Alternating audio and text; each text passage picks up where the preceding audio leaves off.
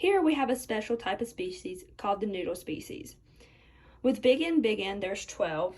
With big N, little n, there's 11. And with little n, there's 7, making a total to be 30 noodles in total. These noodles are in Hardy-Weinberg equilibrium because there are no mutations, no migrations, random mating, infinite population size, and no selection. In order to figure out if the noodle species is in the Hardy-Weinberg equilibrium, we take the equation, as seen here, and we have to find P and Q first. To find P and Q first, we first want to take the big N allele and multiply that by 2 because there is 2 N alleles. We're going to add 11 because there is one big N allele seen, and then we're going to divide by the total, which would be 30, but we have to multiply that by 2 because there's 2 alleles, and that gives you P. You do the same thing for Q, but however, you would only use the 2 times 7 plus the 11 and then divide by 60.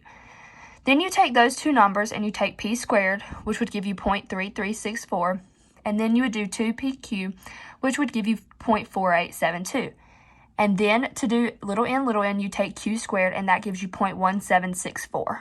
You add all those numbers together and you get 1, which means the noodle population is in Hardy-Weinberg equilibrium. However, the marinara monster comes in and eats his favorite noodles. Since we figured out the first set of noodles were in Hardy-Weinberg equilibrium, we now have to figure out if the marinade monster has created or destroyed the other type of species. First, we see the directional is going towards the right, meaning it is directional selection. First, we take the initial frequencies and times that by the fitness of the noodles. And here are your survivors out of it.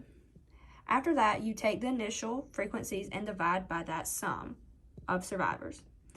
You then take all 3 of those numbers and add them together and figure out that this is not Hardy-Weinberg equilibrium because it is more than 1. However, since the marinade monster came in and took out his favorite pastas, you will see a decrease of these 2 pastas, while this type of pasta will continue to increase over time.